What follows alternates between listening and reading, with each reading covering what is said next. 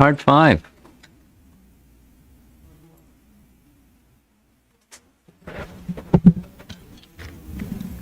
Pranam mantras to Srila Prabhupada. We'll say together. Nama Om Vishnupadaya Krishna Prestaya Bhutale Srimate Bhakti Vedanta Swaminiti Namine Namaste Saraswate Deve Gauravani Pracharine Nirvisesa Sunyavadi Paschatya Desatarine Jaya Sri Krishna Chaitanya Prabhu Nityananda Shri Advaita Gadadhar Srivasadi Gaura Bhakta Vrinda Hare Krishna Krishna Krishna Hare Hare Hare Rama Rama Rama Hare Hare. Senior citizen row of chairs back here. And those who have bad knees. Prayers of Lord Brahma are found in chapter 14 of Canto 10. And we're not going to finish for various reasons, but Krishna permitting, we'll finish when I return, and after that, there's going to be, we'll see what else is after that. Probably there's another 20 verses to complete chapter 14 after his prayers. It's a lot of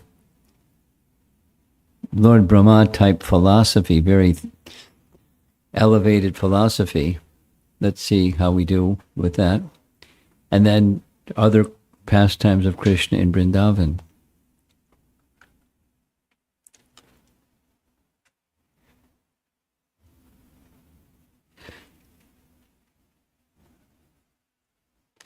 In part 4, who remembers what part 4 was? What was the main topic of part 4? Let's look at the list of topics. There's a nice painting of Krishna. Here's the listing of topics. Approaching Krishna, Brahma's humility, inconceivable potencies, and knowledge. The knowledge that's beyond liberation, beyond bondage, and beyond liberation. And what's beyond liberation? Life in the spiritual world. Because subset of being in the spiritual world is liberation, but for many people, liberation means cessation of, fill in the blank, material existence. There's that cessation of.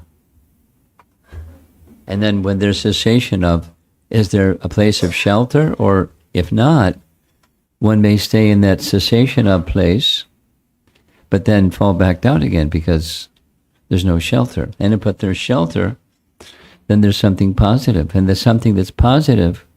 Wait till you hear what Lord Brahma has to say about it, his experience. It's really nice.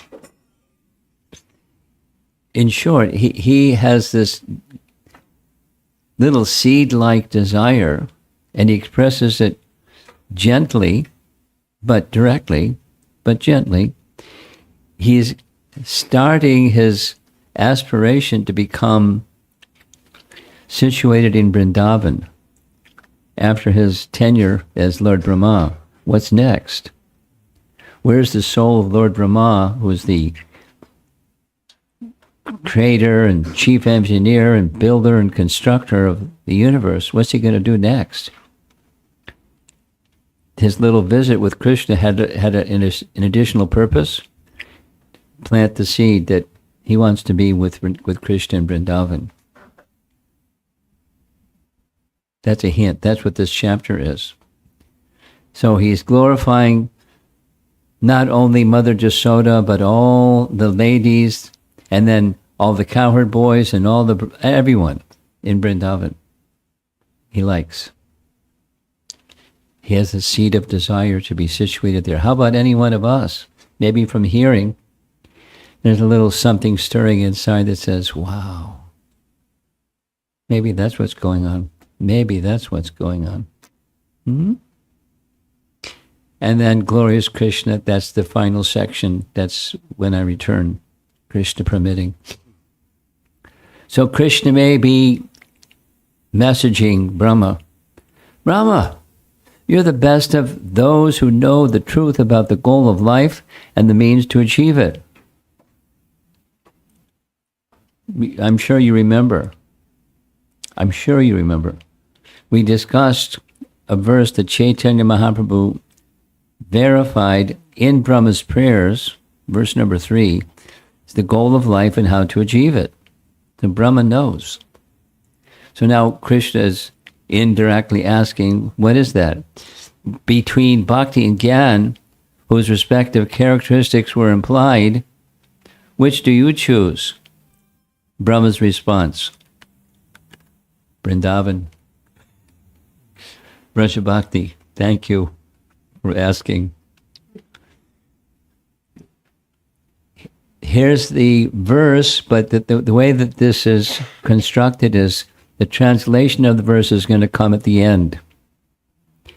This is now going to be just some dialogue between Brahma and Krishna that builds or constructs what this verse is saying.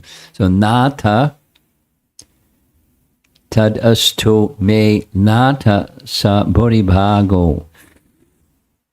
So these two words are very important. He's addressing Krishna as Nata. And the implication we'll hear from the Sanskrit construction is he's wanting Krishna to be, he wants to be the servant of Krishna, the dasya, rasa. Brahma begins to speak, O Master, O Lord, O Nata. Vishwanath, all three of these acharyas say, it means the same thing. Brahma implies the desire for dasyam, implied by this vocative, O Master, O Lord, O Nata. And then a Sanskrit derivative of Nata is one who thoroughly fulfills all desires. Sarvakama paripuraka. Nata. That's a qualified, super capable master like Krishna. So Krishna, you know my desires. Here's my desire. I want to be eternally your servant. So Krishna may be replying, Brahma, be careful what you'd wish for. Brahma, Bhuri sa Bhuri Bhaga, means I've already determined what's the greatest good fortune for me. Krishna, what is it? Brahma, by such great good luck, good fortune, whether in this lifetime as Brahma or in a lifetime even amongst animals,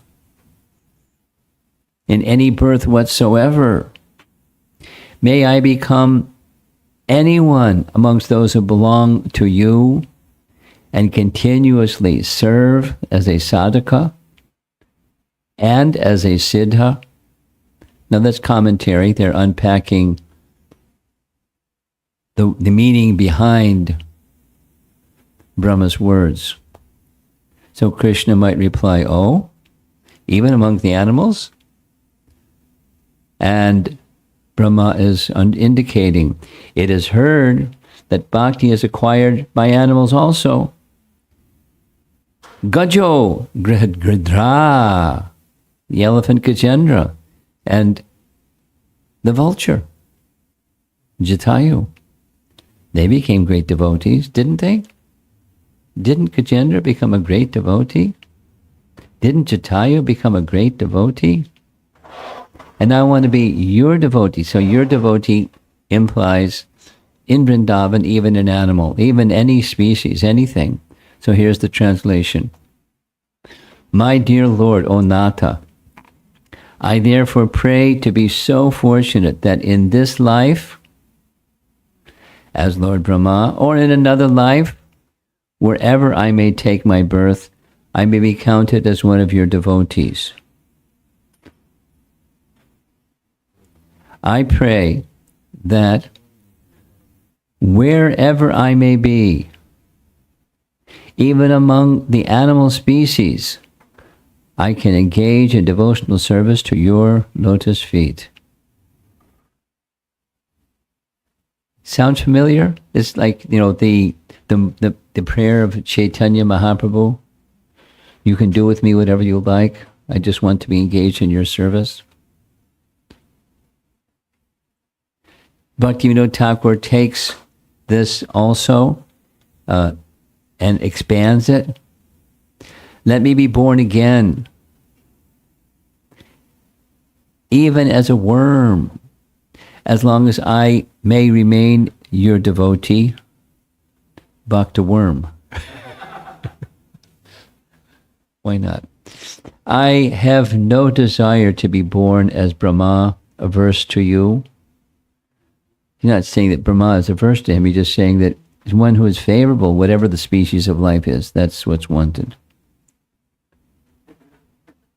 Now, that was from Sharanagati. There's another set of songs called Gitavali.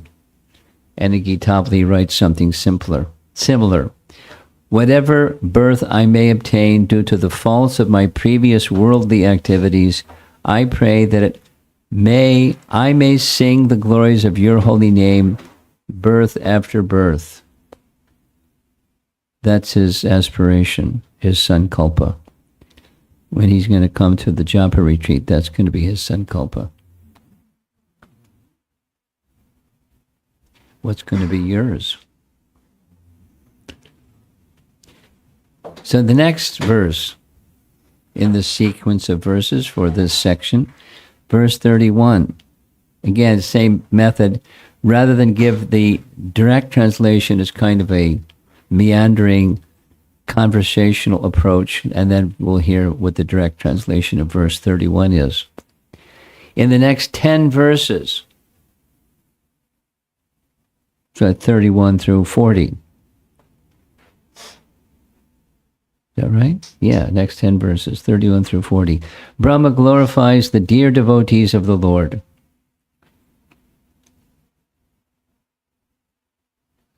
Here's a dear devotee of the Lord. There's many dear devotees of the Lord assembled here, but he is especially has affinity for the Vrijbasis. Either he prays to have the devotion like that of the people of Vraja, or he prays to be able to serve their feet. This is Sanatana Goswami's commentary. He offers these prayers by the maxim, Madhurena Samapayet. You've heard that phrase before, probably. Madhurena Samapayet. It's a nice Vaishnava saying. Bhakti Chaitanya Maharaj likes this phrase a lot. When you speak something and speak something and speak something and speak something, it's nice to end that something with something that's very sweet. It's kind of like when you have a meal, that's what comes at the end, right? Madhurena Samapayet. One should conclude with sweetness. So that's what he's going to do. And Vishwanath writes, commentary, Krishna is saying, I am fully complete. Although I should be sought in order to be served even by you, you are Parameshti, and my people are cowherds. They protect cows. Hence, perhaps you should consider becoming a devotee amongst the Yadavas. Like, maybe you're not fit to be a resident of Braja, but you like me, so how about this one? Brajavasis are very special. Sanatana Goswami and Jiva Goswami, right? Brahma speaks the next verse. Their glory is higher than all, that's the Brajavasis, by focusing on some of them and thereby hints at his inner longing. You get the fragrance some threads are starting to weave and the fabric is starting to manifest. He wants Braja Prem.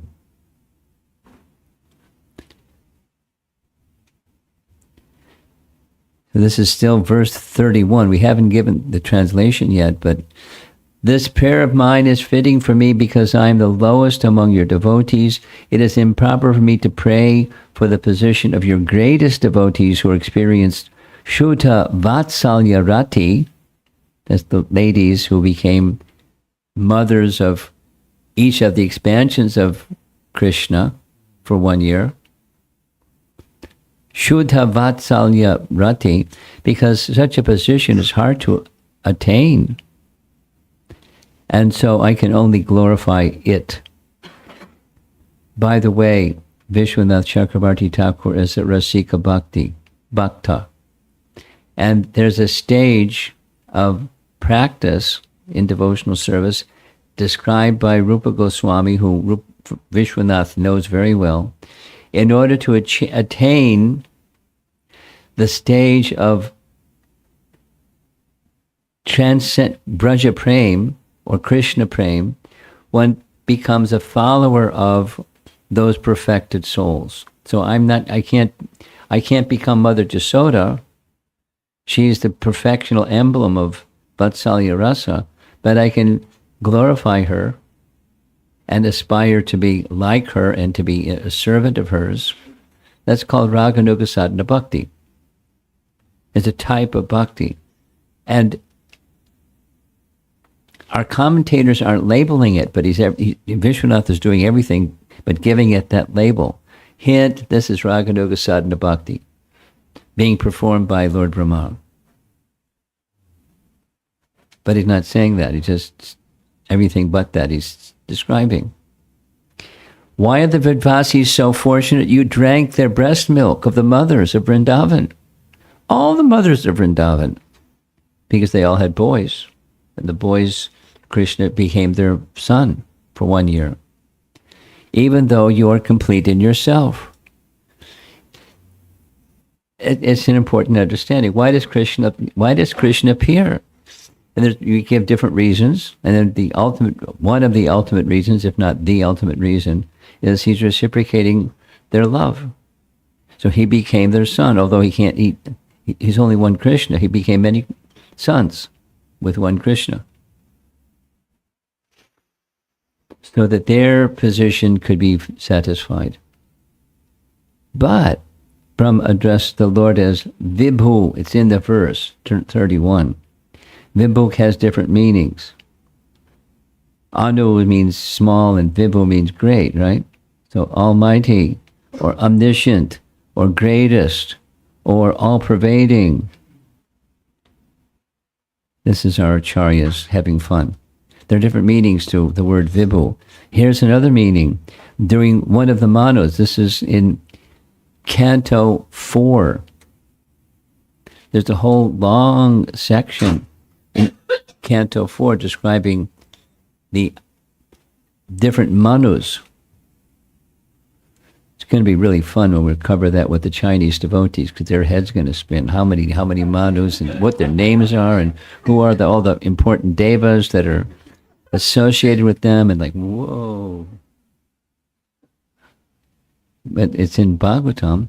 So Svarochi Samano, the Lord becomes Vibhu during this Svarochi Samano.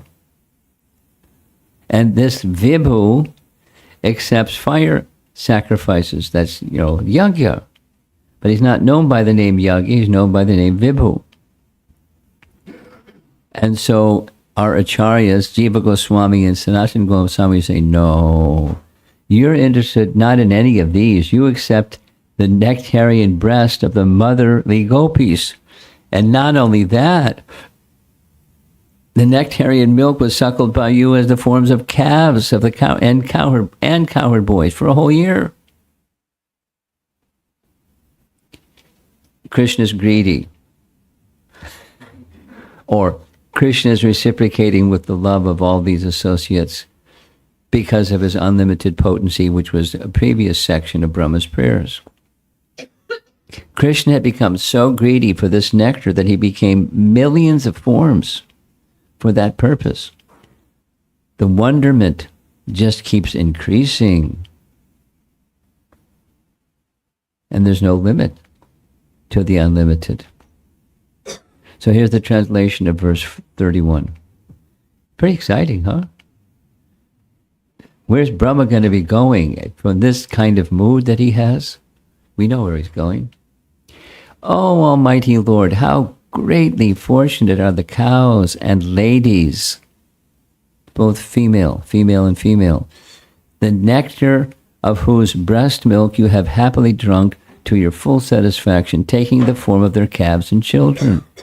All the Vedic sacrifices performed from time immemorial up to the present day have not given you as much satisfaction.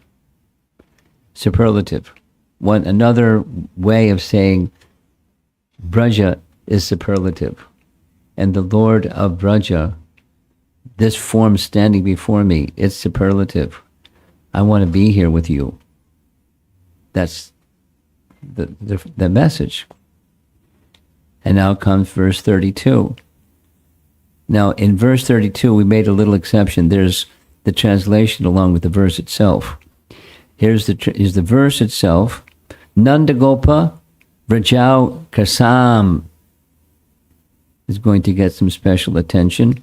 Yan Mitram Paramanandam. And it starts, Aho Bhagyam, Aho Bhagyam. Bhagyam means greatly fortunate. Krishna is Bhagavan, and one who receives the mercy of Krishna becomes Bhagya, recipient of the Bhagavan's mercy. Bhagyavan, Jeev. You know the verse? Brahmanda Brahmite Kona Bhagyavan Jeev Guru Krishna Prasadi Bhai Bhakti Lata Bij. That's Lord Chaitanya's teaching. One who is very Bhagyavan, very fortunate, may get the seed of the creeper of bhakti after wandering and wandering and wandering through many places in the universe. Brahmanda Brahmete Kona Bhagyavan Jeev Guru Krishna Prasade Bhai Bhakti Lata Bij. One is very fortunate. So he's Aho Bhagyam, Nandagopa, Vrajau Kasam. Okay. The repetition of Aho signifies good fortune has no limit whatsoever. There it is again. There's Krishna returning from the pasturing with the cowherd boys. There's the cowherd boys behind him, and there's the young gopis, and we know who the one that has the crown on, right? Who's the one that has the crown on? Radharani. They're greeting Krishna when he comes back, and the cowherd boys are right behind him. Not only the ones who gave their breasts and are extremely fortunate, all the inhabitants are, including Nanda and many others. The repetition of Aho is due to Brahma's overwhelming joy. He's becoming ecstatic. One can imagine he's trembling and his voice is breaking and he's jumping out of his skin. Nandagopa Vrajau Kasam literally means those who are residents of Nanda Gopa's Vraja, or of Nanda, the cowherds, and all others, including animals, birds, whose abode is Braja.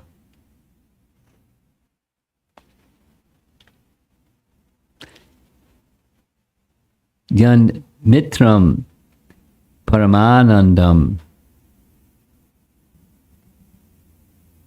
So the painting is showing the cowherd boys playing.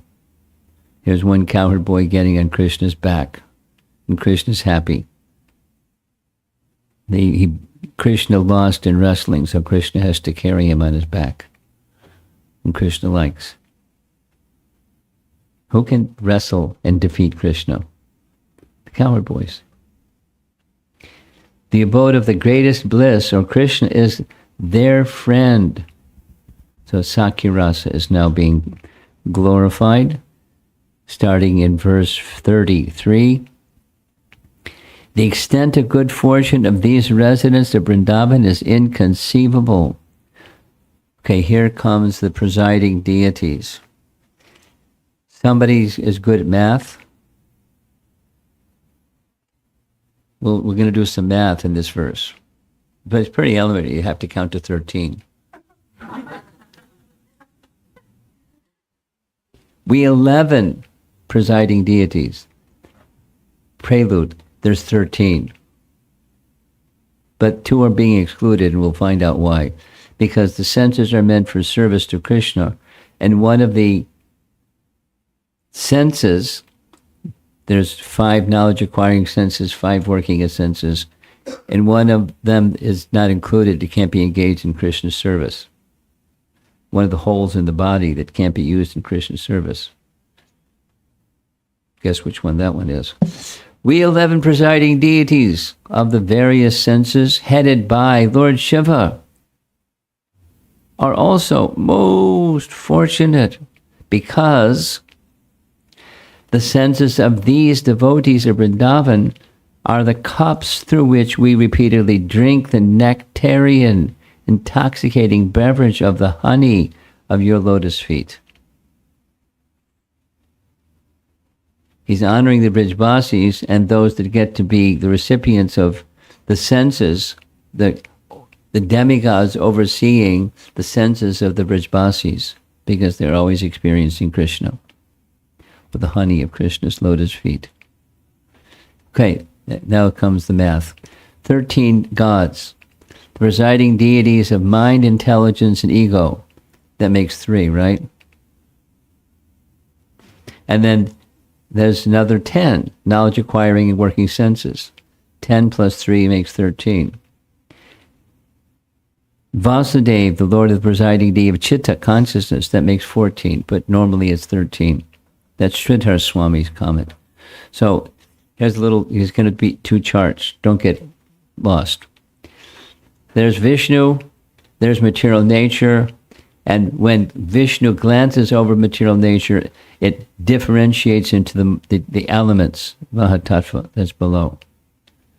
And then from that Mahatattva, the first element that separates, Ahankar. First one.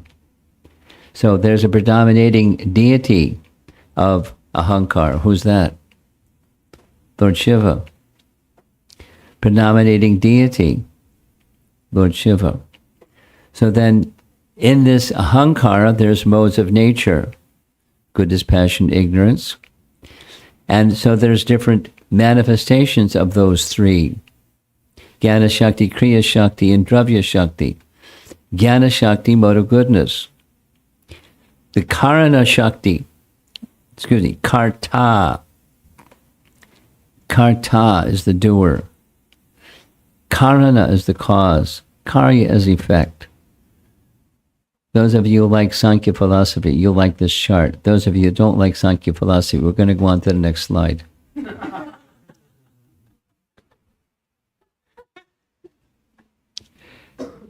But I think what's really important is down at the bottom, there's 5 elements, 10 senses, and the 10 sense devatas, plus the mind. And there's the presiding deity of the mind, presiding deity of intelligence, presiding deity of false ego.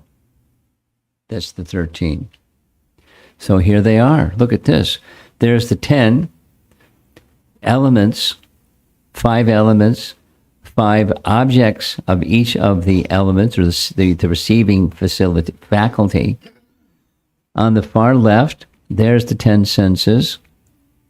And on the chart just to the right of that far left, those are the presiding deities. So, the ear, the Dig Devatas, the eyes, Surya, you need light to see. Skin, you need air to feel, etc., etc. So there's 10 presiding deities, the devatas, and the 10 senses. So we just hear our acharyas having fun with this. These 10 plus Chandra, presiding deity of the mind, Brahma, presiding deity of the intelligence, and Rudra, presiding deity of false ego. That makes 13. That's Sridhar Swami. But he's also going to explain why is verse say 11? 2 guys got bumped out. And here's the ones that got bumped out. Why these 2? Mitra, that's the anus. He's presiding deity of anus. This sense is not to be used. So Prajapati, or the genital, can be engaged in Krishna's service. That's one of the working senses. He's counted because that can be used in Krishna's service for creating progeny. Upendra is one of the presiding deities, but he's not included because he's an incarnation. So 13 became 11. So that's the verse. We 11 are benefiting because we're the presiding deities of the senses of the residents of Vrindavan that are experiencing the nectar of Krishna's lotus feet.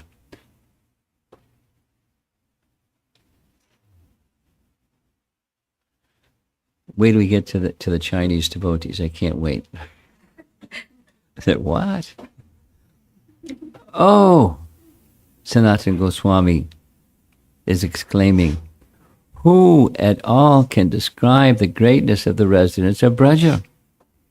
Even we have become completely successful simply by a connection with them. That's what Brahma is saying. How elevated are these Brajavasis. We drink the honey of your divine lotus feet. What is that honey?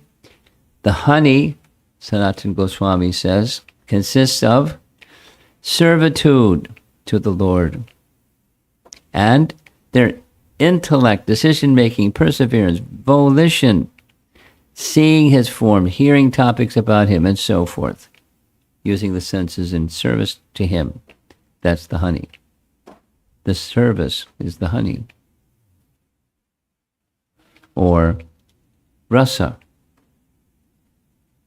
The honey of his feet is liquor, that is highly intoxicating.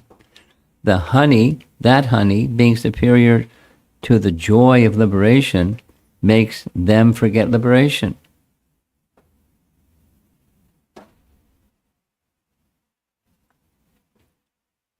Okay, another chart. A lot of information. We're not going to go through all the information. It's describing the sages of bhakti. In sadhana bhakti, there are 2 primary characteristics.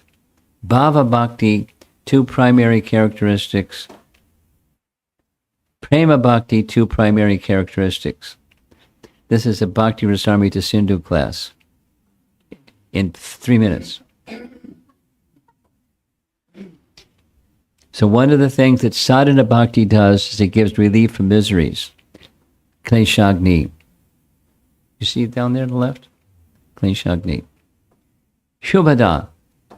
It brings all auspiciousness. Shubha da. Shubha da. Kleshagni Shubhada. That's in the sadhana stage. This is the sadhana stage of pure devotional service. And then the bhava stage. And the bhava stage has 2 additional characteristics. Moksha, laghanukrit. Moksha, liberation, is derided by those who are experiencing the happiness of bhava. My dear bhava bhakta, would you like some liberation? Oh, come on. Want some liberation? Thank you, Nobado, thank you. Just give me bhava bhakti, thank you. And so durlabha, rare to attain. Now what's left for prema bhakti?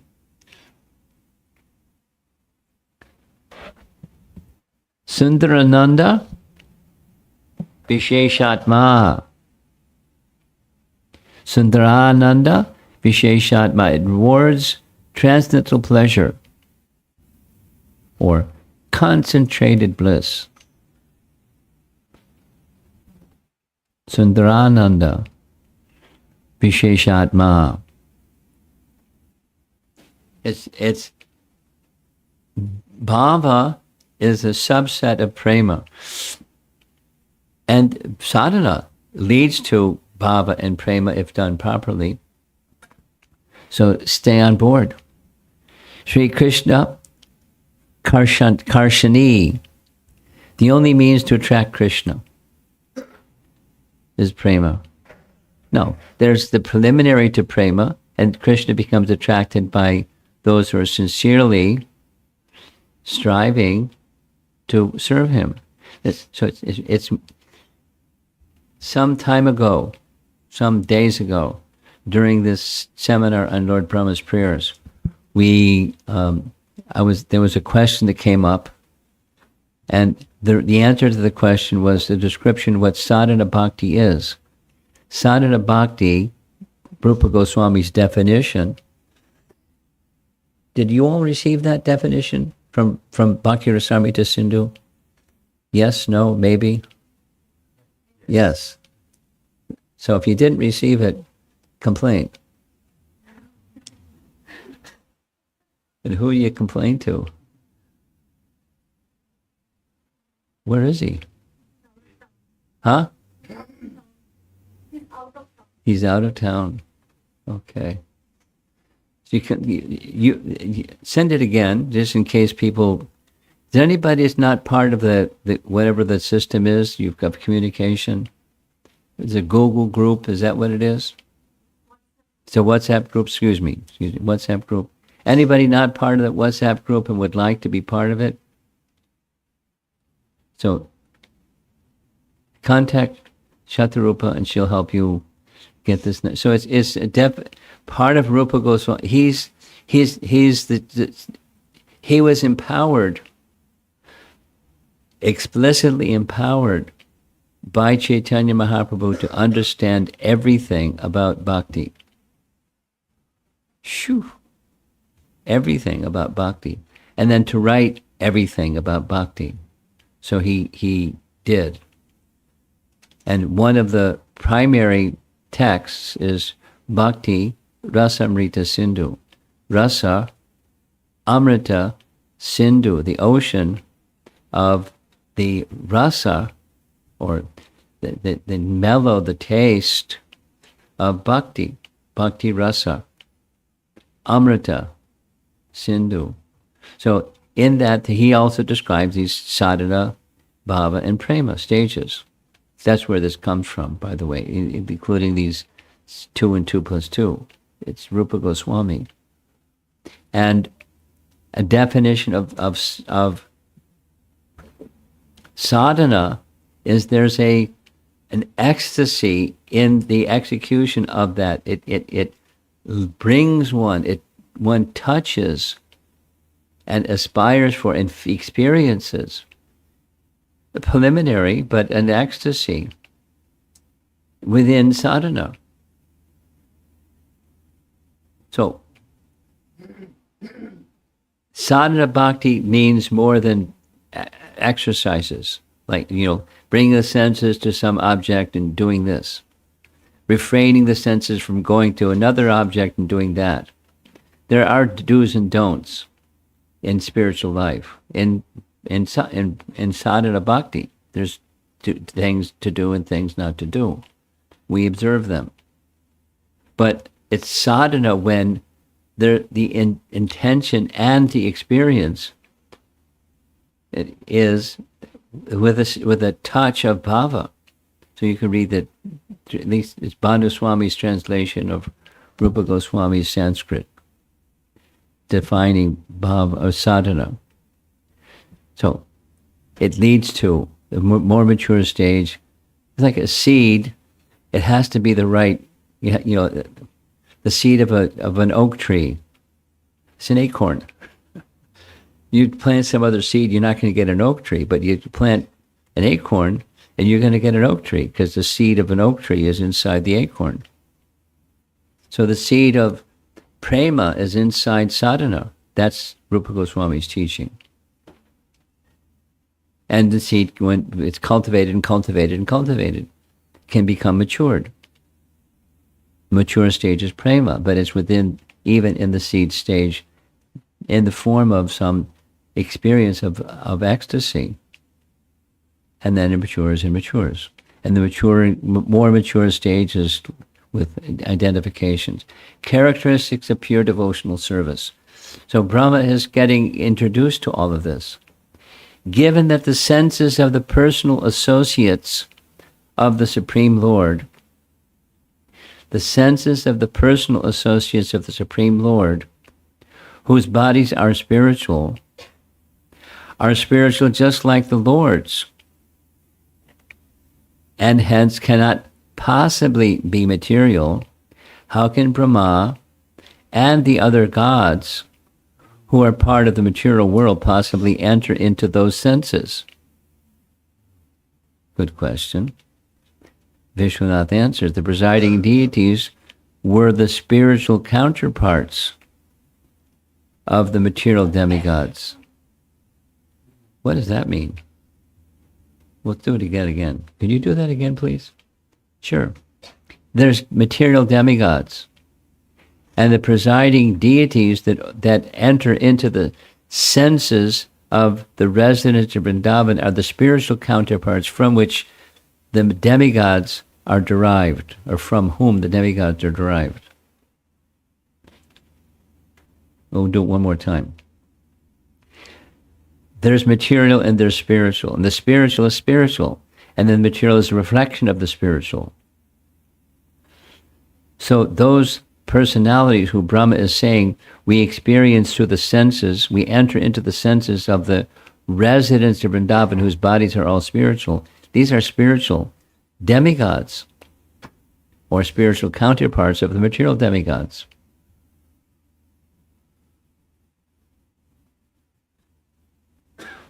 And that has something to do with how creation unfolds. If you like Sankhya philosophy. If you like Sankhya philosophy, everything unfolds and it folds back up again at the cosmic dissolution or annihilation. But there's a place from which it comes. That place from which it comes is spiritual. And then there's the unfolding and the reflection portion.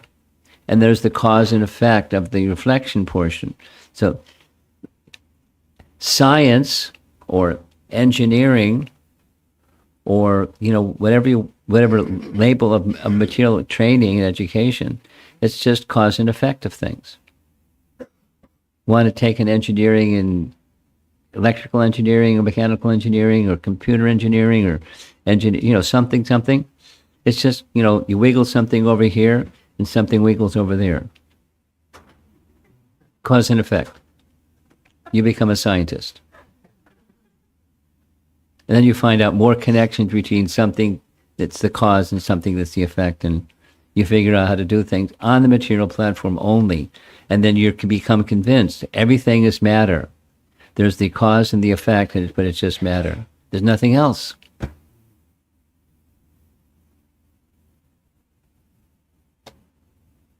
I could go off on an orbit with this one. But what is something that happened rather recently, I'll just do this one as a sample. A few years ago, I was a high school kid. I remember when I was a high school kid. As a senior in high school, and I had an older brother who was now, by this time, he was off in college and probably by that time even married. And so we had a big house, big enough that at least he and I shared a room. My brother told me from the day I was born, we were roommates. I stayed in the same room with my brother. I don't remember, but he remembers probably and all that. And then he went off to college. So we're in the same room, and there's an extra bed over there. So my mother decided, she was a school teacher, so she signed up. I found out afterwards because she didn't ask me, she just did it. She signed up for American Field Service. I don't know if it still goes on in this part of the country. AFS. It's got a nice acronym. So the thing was, somebody from our school did their senior year of studies in some foreign country. Someone from a foreign country studies their senior year in our school. Foreign exchange to help build and strengthen relationships between countries. But, high school by high school by high school and all over the country. So Mom signed up and somebody came from Japan. And next thing you know, we were roommates. A little bit like, before in college, you got a roommate. You never met the guy. Ken Ijiri was his name, still is his name. And he was brilliant. He is brilliant. I mean, he must have felt like he was just wasting his time coming to our school, because. And then when he went back after getting a diploma from our high school, he went back and enrolled in Tokyo University, and became a PhD in biology, and then became I thought he had 2 PhDs. Anyway. And he's a second PhD in math, because he was like super in math. That much I know. So one time, now I'm a Hare Krishna guy living in Manhattan, at 340 West 55th Street in Manhattan. And Ken contacted me and said, I'm coming for a conference in New York City. Can you take me to go see the Statue of Liberty? I had never gone to see the Statue of Liberty. But he wanted to come all the way from Tokyo to go see the Statue of Liberty. So I remember this very clearly. Many things I forget, but this one I remember very clearly. We're riding in the subway, and I asked you, what do you do with all this education? You have your 2 PhDs. What do you do? He said he teaches. He's now emeritus professor at Tokyo University. This like Harvard, Yale kind of caliber of university in Japan. And his specialty is studying the cell division of a frog. I didn't scream, but I said, what? Math and physics and biology. You put them together, become a PhD in each of them. And how does one cell become 2 cells? It's a nice question for some people. It just happens, But how does it happen? So with math and physics and science. And I just said, what if, I'm not saying as if, I'm just saying what if, the reason behind it was there's a soul that enters that cell, and that's how it becomes 2 cells. He said, we can't talk about it. As a scientist, we can't even talk about it. Okay, we won't talk about it. I wasn't saying it was true. It's just, the spiritual solution, they can't even look at it. It's just outside their purview of math, science, and biology and physics. It's just beyond their scope. So what to speak of demigods? What to speak of spiritual counterparts of the demigods? How are you going to understand where did it all come from? Big Bang? Once upon a time? We're supposed to believe that, right? And anyway, pardon me.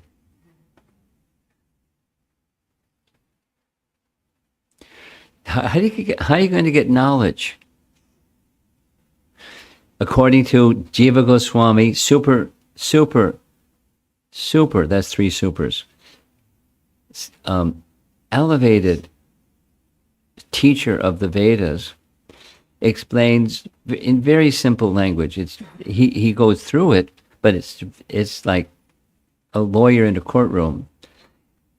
There's 3 ways of knowing things: senses, reason, and hearing, Shabda. Sense perception, you perceive, seeing is believing, right? But then the senses are imperfect, and what you see may not be what you see, or may not be what is. So senses, and then inference or logic or reason. And people use it all the time. We use it all the time. But it's inadequate, it's insufficient. Someone may be a better logician than you, so they're right and you're wrong. And that was part of what was going on during some period of time in at least medieval Europe and medieval India and so forth, debating on something. And then the third is shabda, by sound. You hear from some authority. But depends on the subject, what you're going to hear from. Tomorrow I have a flight with Southwest Airlines. So I don't go and ask the gas station attendant, is the flight going to be on time? I want some shabda, please. Contact Southwest Airlines. If they may have to cancel the flight, who knows? But at least if they're the authority to hear from. So if there's something that's beyond your senses, then there's some authority. So then you have to select the right authority. And therefore, Jiva Goswami expresses, the best shabda is from an infallible source. What's that? Because you just went through explaining they're fallible. Senses and reason. They're fallible. Imperfect senses. And the reasoning is faulty. So from a perfect person, who's the perfect person? Krishna. The Vedas come from Narayana. So it's infallible source. Aparusheya Shabda. Pramana. So how do we know about this spiritual counterpart of the demigods, the material demigods? From scripture, from authoritative sources that are infallible. So Brahma has received the Vedas in full. From guess who? From Krishna. Now there's Krishna's expansion.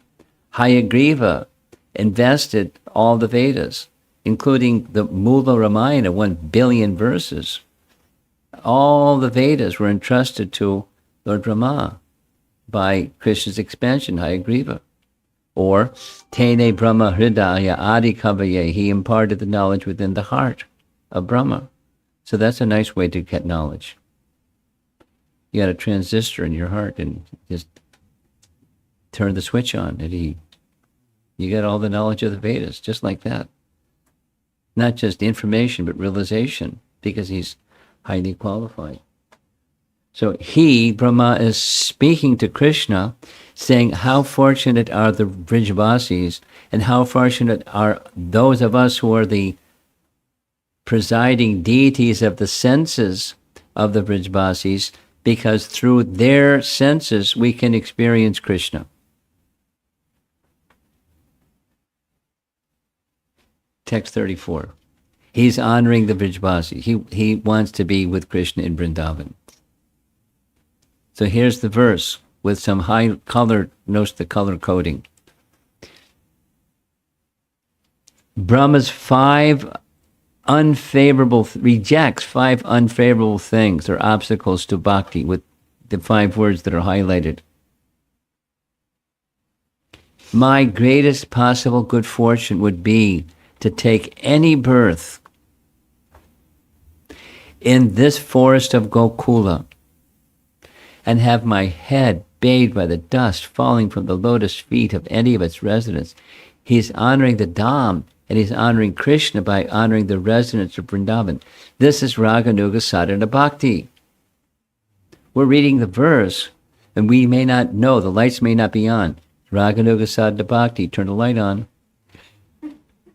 He's holding us by the hand or by the ear and taking us into this realm of spontaneous devotional service.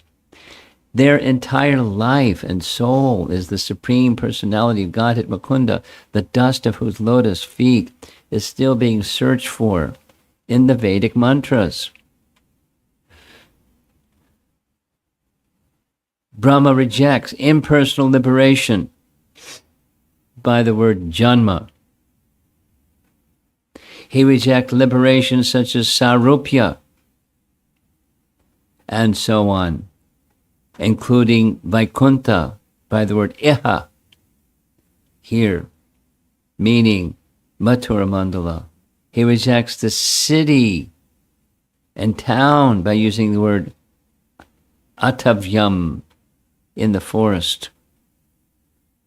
Now this is our acharyas taking the verse, and it's like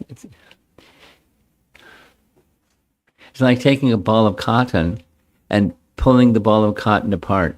What's the ball of cotton made of? It's just little strands of cotton. Then you put the strands of cotton back together, and you got a ball of cotton. You got the verse. But there, here's this word, and here's this word, and what's the meaning of how does it fit into the whole cotton ball, or how does it fit into the message that Brahma is speaking? Which forest? Gokule. The words kim api are used with the intention that even a birth as soft grass, such as durva, is fortunate because of the accomplishment of a full abhishek of foot dust. Only there. The term abhishek is said out of greed for the success of all the limbs. This is this is Vishwanath Chakravarti Thakur. He is a Rasika Bhakta, and he hears these words, and his rasa is stimulated by the words of Brahma. And he's telling us this is what he means. This is what he means. This is what he's saying. You can take it some other way too. You would take it as, a glorification of the Aishvarya feature. He's going to tell you the Madhurya feature, because he's a Rasika Bhakta. What is the reason these Vaishnava Vrijvasis have so much glory? Bhagavan is their life. The name Mukunda used in the verse means the smile in whose face is like a jasmine flower. Mukunda is a certain word describing a jasmine flower. His beauty, his smile, and so on are their means of living. Without him, they die on the spot. That's how attached. That's like when the cowherd boys entered the mouth of Aghasura. Krishna couldn't see them, and they couldn't see him.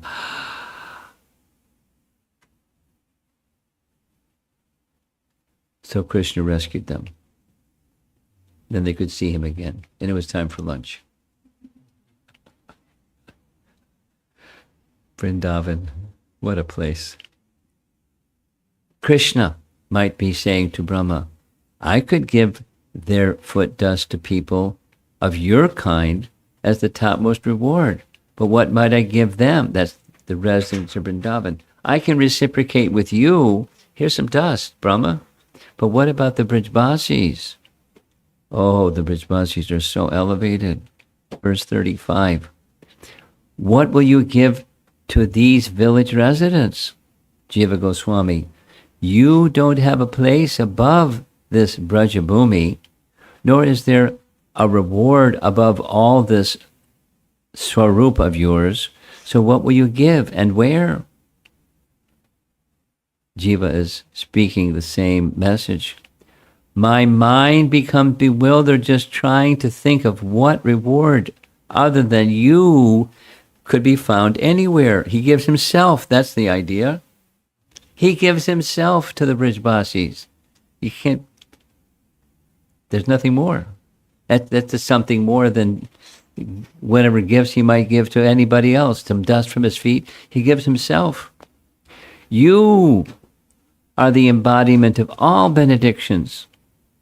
which you bestow upon these residents of the cowherd community of Vrindavan, which is true.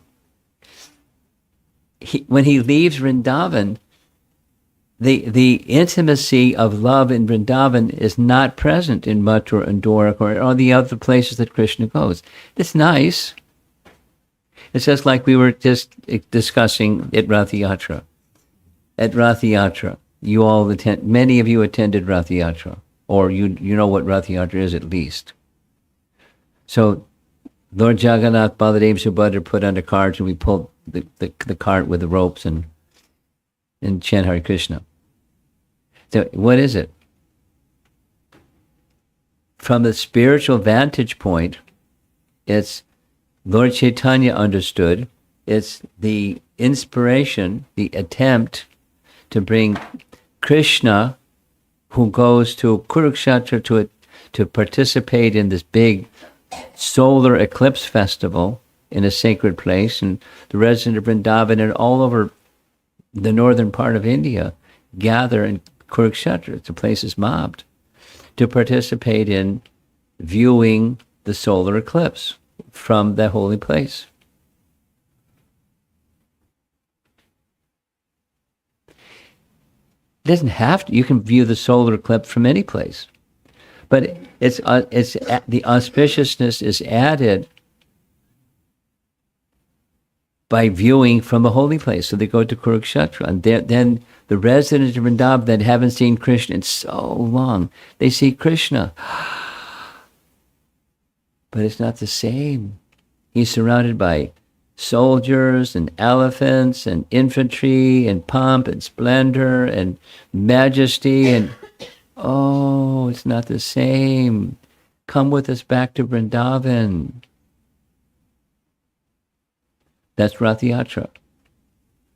So Jagannath, who's the Lord of the universe, is being brought back to Vrindavan, where he's not the Lord of the universe. He's just a little cowherd boy.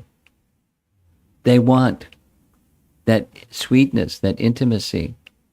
And it just doesn't exist elsewhere outside of Vrindavan.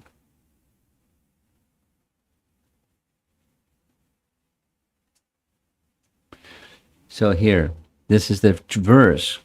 You are the embodiment of all benedictions which you bestow upon these residents of the cowherd community of Vrindavan. You give yourself to them. Commentary says, you have already arranged to give yourself to Putana and her family members in exchange for her disguising herself as a devotee. So what is left for you to give to these devotees of Vrindavan, whose homes, wealth, friends, dear relations, bodies, children, very lives and hearts are all dedicated only to you? He gives himself to them. That's what he can give to them. Verse 36. Brahma has a big liking for Vrindavan. Some of us may also have that big liking for Vrindavan, like, when are we going? Let's go. Here's the last slide. My dear Lord, until people become your devotees, their material attachments and desires remain thieves. Their homes remain prisons, and their affectionate feeling for their family members remain foot shackles. That doesn't mean, toss them. It means dedicate them to Krishna. Dedicate them to Krishna. And then the material becomes spiritual, like Prabhupada would say many times. This is a temple. Before it was a temple, what was it? It was a house. And over there's a house, and over there's a house, and this is a temple. What makes it a temple? Dedicated to Krishna. Same house. Same as this one, that one. But now it's a temple because it's dedicated to Krishna. And the house is not in this material world. The house is Vaikuntha. What makes it Vaikuntha, please? Because everything is dedicated to Krishna. So what is of the material becomes spiritual or spiritualized by the presence of Krishna, by Krishna Bhakti. So Brahma's got the Braja Prema fever. A little bit. And it's going to grow because he's not going to forget. How can he forget?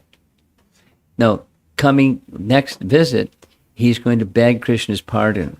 He asks permission for Krishna to go back to his abode, knowing what he wants to do after he finishes his lifetime as Lord Brahma. And it's going to grow and grow, and it's going to keep growing. So all of us, we have something that we're involved with, and to some degree, like this last verse here, some attachment for or whatever it is, our shoes, whatever it is,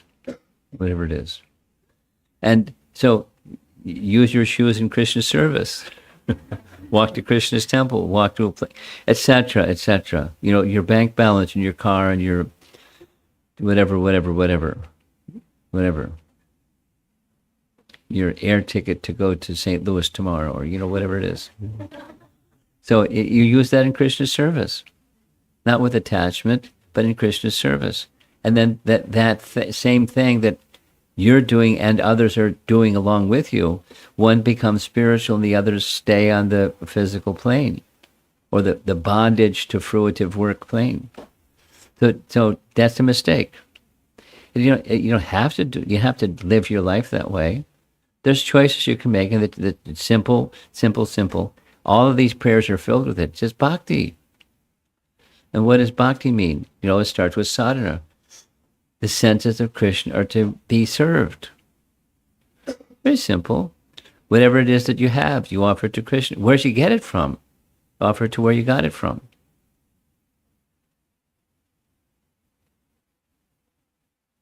So where'd your food come from? So offer it to Krishna. Where'd your breath come from? Offer it to Krishna. Etc. So whatever you have, you offer to Krishna because he's the source.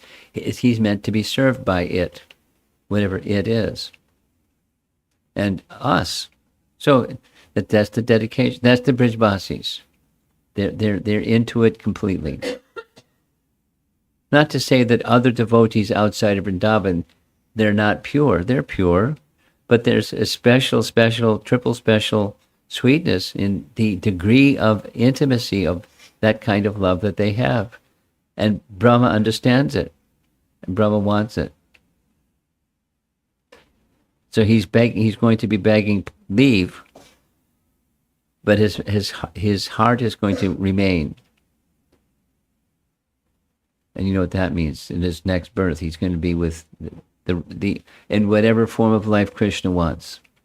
He's not putting in a requisition slip. I want this form, please. Just whatever that's going to be pleasing to Krishna form, that form, please.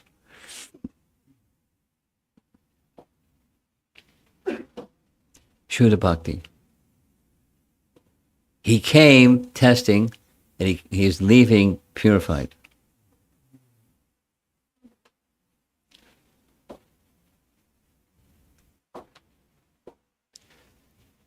Okay. So let's see if there's some discussion.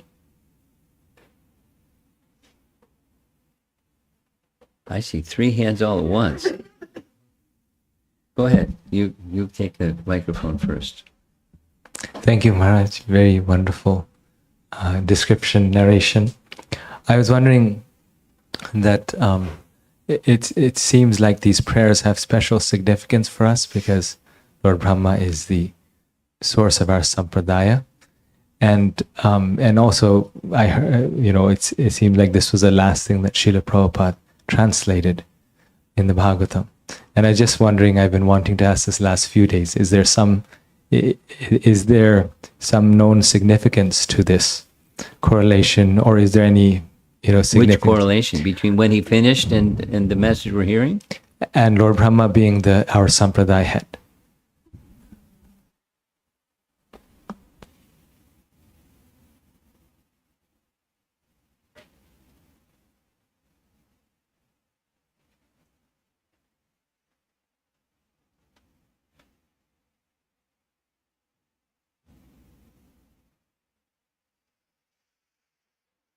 There's probably multiple. There's one that's right now the only one that's coming to mind, and that is the tradition of Vaishnavism and Vaishnava scriptures. Vaishnava scriptures means scriptures that clearly glorify Vishnu. That's Vaishnava, worshippers of Vishnu. So the Shrutis indicate the Supreme, but not so directly. Not at some, but mostly not so directly, kind of indirectly. They hint at, but don't explicitly say. And therefore, to understand that which is not explicitly stated, the Shrutis, come the Smritis. And the Smritis explicitly say. Some more, some less, but they explicitly say. And then amongst those Puranas, the parts of the Smritis, there's the Bhagavad Purana. And in the four sampradayas, the four principal sampradayas indicated in Padma Purana, there's only one of those four sampradaya acharyas that made even significant reference to Srimad Bhagavatam. Commentary-wise, Madhvacharya did. And the other three sampradayas didn't. Sampradaya principal acharyas didn't. And then because he did, then followers of him also did. And then in his sampradaya came Madhavendra Puri, who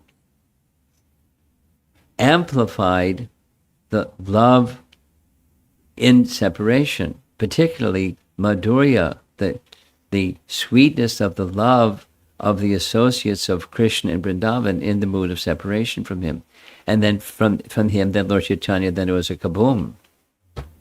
But chronologically parallel with with Chaitanya Mahaprabhu and his followers were other sampradaya acharyas. But it started with Madhvacharya, who is very clearly in the line of Lord Brahma. So that's one reference that the significance of what we do in the Srimad Bhagavatam and the message of Brahma's prayers, etc., in relation to Krishna Bhakti in the way that we know Krishna Bhakti. Because other sampradayas, they acknowledge Krishna Bhakti, but it's Vishnu Bhakti. It's a type of Vishnu Bhakti, primarily. So making this very clear delineation, as has just been happening in Brahma's prayers, it's in the Bhagavatam, but even Madhvacharya didn't extol it. He commented some number, something like 70 of the 18,000 verses, 74, whatever the number was, but he introduced it as pramana, worthy of being commented upon by such a principal acharya. So that's a significance. Now, there are probably other scholarly statements to be made, and I'm not aware of them. I was pausing to think of others, but I can't think of others. You have something.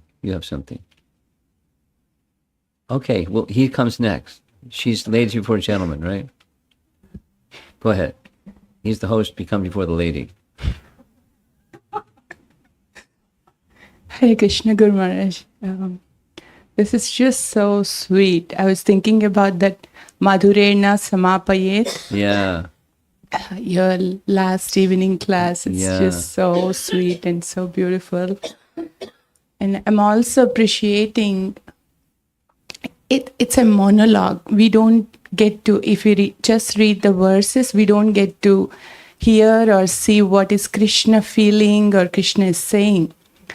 But much gratitude to our acharyas and also to you for kindly bringing those and making it so I'm sweet. just taking. Don't thank me. I'm just cherry picking from our acharyas. They're producing a basket full of fruits, and I'm taking this one and that one, and that's our acharyas are giving. But thanks. I took the basket from them and said thank you. I'm distributing the basket. Guru Maharaj, I was reflecting the first few days, we had this in the discussion. We could relate to Lord Brahma so much. It may not be so much wickedness in the heart, but foolishness, and we keep going to Krishna, and then for some time we go away and then say, I'm sorry, I'm coming back to you. So in that sense, we could relate so much to this pastime. And I'm seeing in the beginning, he has that mood to accept. Yeah. Yes, it's my mistake. Yeah. And coming there. And then something happens. What happened? Yeah.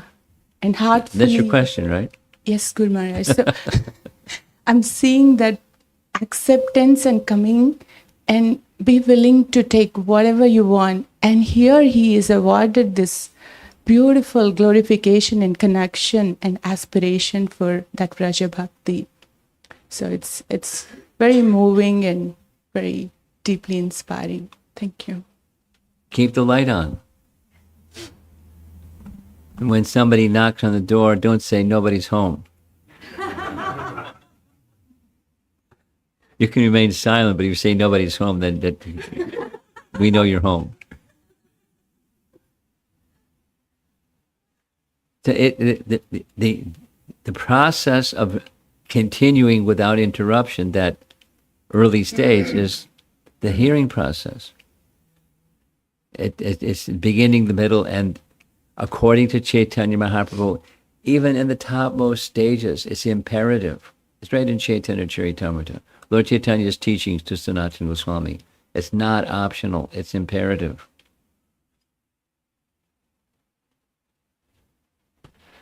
Maharaj, I have 2 questions and Sri Radhika has one.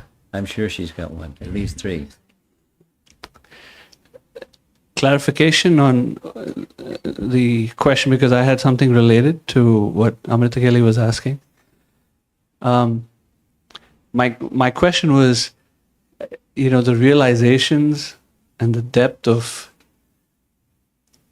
purity and spiritual desire of Lord Brahma is... Yeah. And also he's one of the demigods who is receiving Krishna through the senses of the Vrajavasis. And yet he did what he did, which seems like such a stark contrast. We touched on this. You want to hear it again?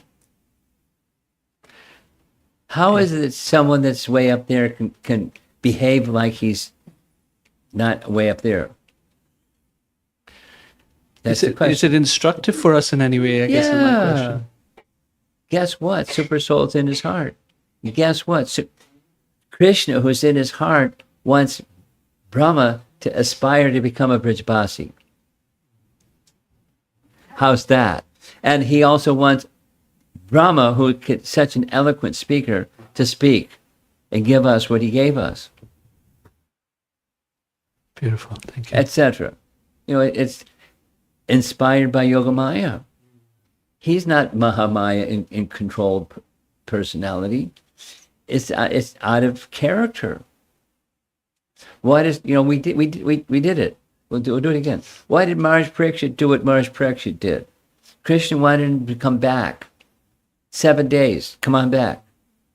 And meanwhile, be the recipient of Srimad Bhagavatam, so that everybody can hear Srimad Bhagavatam for the next rest of the yuga. Out of character. We had other examples. King Chitraketu became a demon. Anyway, etc. For our edification and their elevation. Mercy. Misfortune that comes to such an elevated devotee is not misfortune. It looks like. It's hard to swallow, especially when it happens to us or somebody dear to us. Some misfortune comes. Oh, God.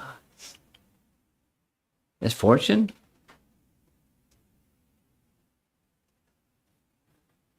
Krishna's mercy. What? Brahma did what he did out of Krishna's mercy, right? Yeah, right. He stole, he did this bad stuff out of Krishna's mercy. When we do bad stuff, it's not out of Krishna's mercy. We can't lean on that crutch.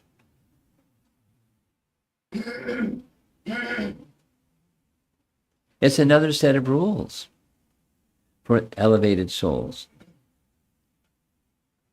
Now, he made some choices, but he made some bad choices, and he's ready to accept. He's teaching us how to accept the consequences of our bad choices, because consequences come.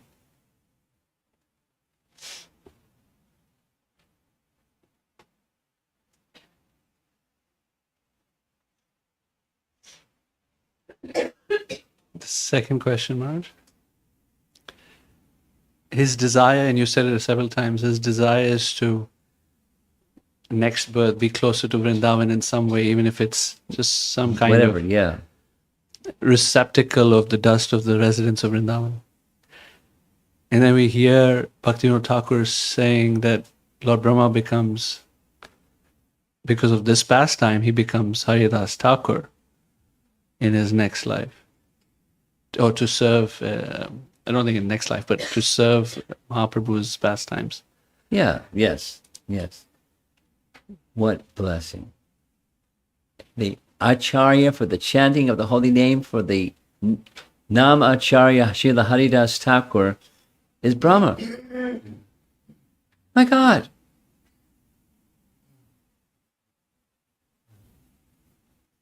So? I was just making that link and thinking like the desire was to go to Vrindavan, and the result is he becomes an associate of Mahaprabhu, which tells us that's equivalent. Yeah. Probably. But, it doesn't say what else besides, the Namacharya Srila Haridas Thakur. And then comes this very esoteric, unfathomable thing that a part of a living entity can enter into another living entity. Yeah.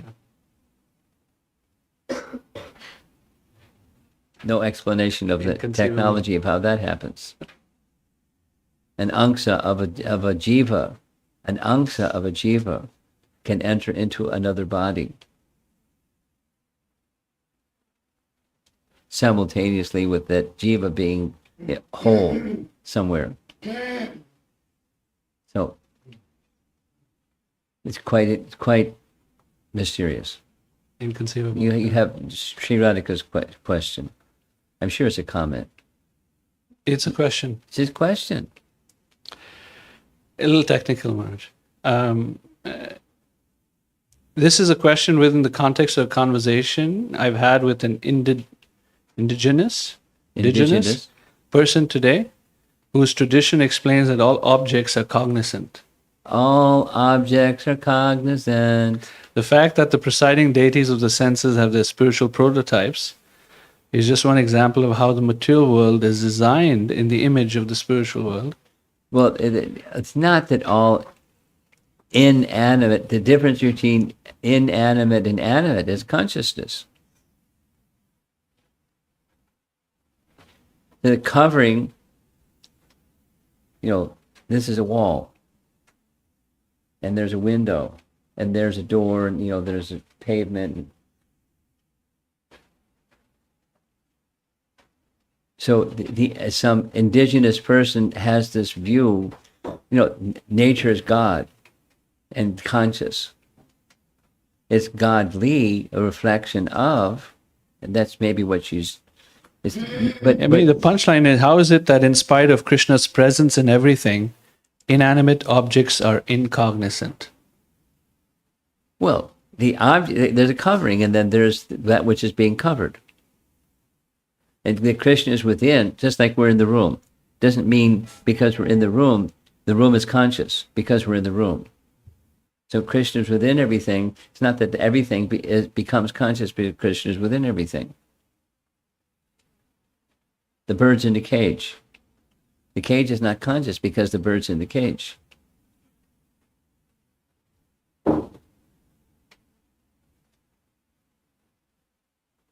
So I have a nice conversation with this person up there in Grand Rapids. I guess that's where she is. Toronto. Oh, Toronto. Okay, Toronto. Okay, got things mixed up. Okay.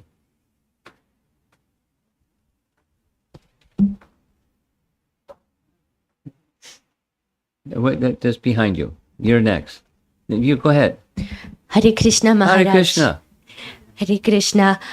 I had a question about how the things that are seemingly material can capture the spiritual.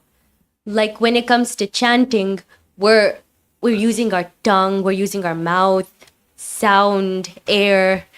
These are all material elements. They sure right? are. So how is it that when we chant, like when we use these elements in a specific way, it captures the spiritual? When spiritual and material are like Night and dark. yeah Day very and different. night. Yeah. So Wet and dry. Opposites. So, I got your question. You don't have to say it again because I got your question. I'm very familiar with the question. okay. How is Don't say it again. I got it. okay. Don't say it. Don't say it again. Oh, Thank okay. you. Because I know you. You want to clarify, but I'm very familiar with the question. Okay.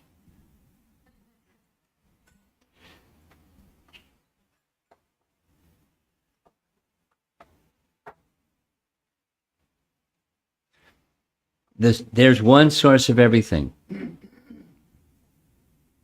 There's not multiple sources of everything. There's one source of everything. And the everything means everything. Aham sarvasya prabhavo. You know the rest? Matak sarvam parvartate. Verse from Bhagavad Gita. Iti matva bhajante mam bodha bhava samandita. A nice verse.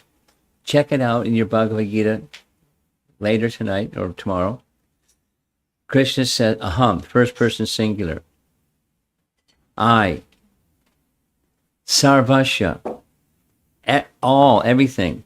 Commentary. Matter and spirit. And subdivisions of matter and subdivisions of spirit. That everything, matter and spirit. Aham sarvasya. Prabhava. Prabhava. The source of emanation. Aham sarvasya prabhava. I'm the source of everything. Then he says it in reverse. Everything comes from me. Checkmate, right? I'm the source of everything. Everything comes from me. That's it. So everything comes from the same source. Now back, go to your question with that picture remaining there. There's sound, and there's sound that comes from Krishna that's separated from him. There's sound that comes from Krishna that's connected to him or non-different than him. So the same tongue, the same wind, the same, et cetera, material facilities is material in the sense that it's separated. But then what about that same tongue, same, sound, same air, same everything that's connected to? That's spiritual. The source is the same. The source didn't change. But when it's connected to and the others appears to be nothing separated, but appears to be separated because used in the consciousness that it's separated, but used in the consciousness that it's connected. So it's like the magic switch that assists the connection. Now, let's do two kinds of chanting. Somebody that chants as if it's a material sound, and someone that chants as if it's a spiritual sound. Is there a qualitative difference? Is there a qualitative difference? Yes. Put your hand in your bead bag tomorrow morning. See what happens. This thing on the side of the head is probably hearing some sound, at least some of it, and some of them, depends on your consciousness that's behind that machine that makes the sound. Can you make a machine that makes that sound? Yes, they have all kinds of machines that make that sound. Is there consciousness going on? Where's the experience of that sound within the machine? Where's the conscious experience within the machine? No, it doesn't. It's making a sound. That's it.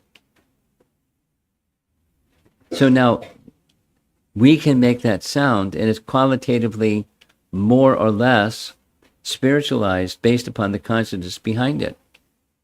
So now back to your question. How can something that's material be used in service of something that's spiritual, or become spiritual? Because its source is spiritual. There's the consciousness with which that something is done. And the sound vibration is the switch that enables consciousness to become spiritualized or restored to its original spiritual quality. Another way of saying the same thing. Become spiritualized or restored to its original spiritual reality, its real spiritual essence. And then that's just sound, and then from sound comes all the other faculties. The sight, smell, touch, etc. But the doorway, the first switch is sound. And it's not only the name, it's, let's say the Bhagavatam, it's spiritual sound vibration, has the same effect. Potentially. The potency is there. It's not the same as Harry Potter or, something. Fiction. It's not a fiction. It's spiritual sound. Okay. Someone else had their hand up. Oh, yes. Oh, yeah. Here comes the microphone. You want to use it? This, you mentioned, Maharaj, that sadhana, bhava and prema. Is there that Mahabhava? Is there can you explain about That's that? Radharani. Radha. We're not eligible. Can You want to be eligible? No, I don't want, but I just want to hear. I just want to hear and share with you. She's got exclusive rights. She's got a patent on it. That's it.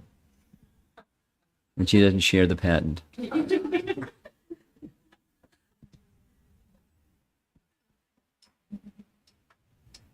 Okay.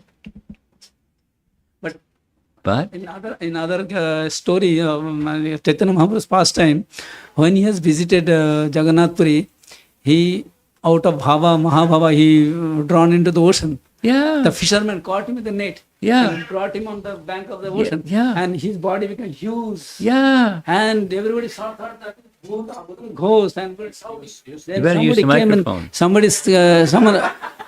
Saru Damodar, some devotee, he came and started telling Haribol, Haribol. Then he started dancing, jumping, and the fisherman saying, a ghost has come to run away from all the places. So is that the Mahabhava stage? Yeah, or- that's him. But he's in the mood of Radharani. He's got a franchise.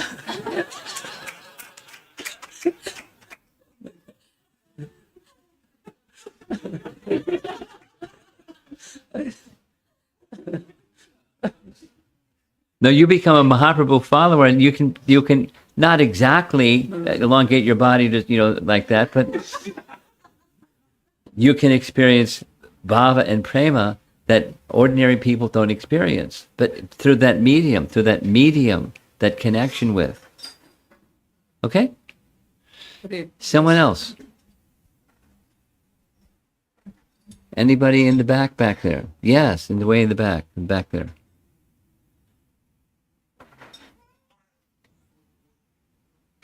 It's 10 minutes after 8.